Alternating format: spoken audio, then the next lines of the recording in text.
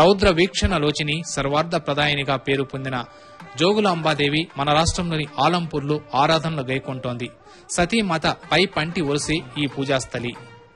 మన రాష్ట్రంలోని శ్రీశైల శిఖరాన మల్లికార్జున స్వామి దేవేరిగా విరాజిల్లుతున్న భ్రమరాంబికాదేవి ఈ శక్తి స్వరూపిణి, కరుణారస వీక్షినిగా వన్నెకెక్కింది. దక్ష కుమార్తె కంఠసీమే ఈ క్షేత్రం. జోగులాంబా మహాదేవి రౌద్రవీక్షణలోచన అలంపురీ స్థితా మాతా సర్వార్థ ఫల సిద్ధిదా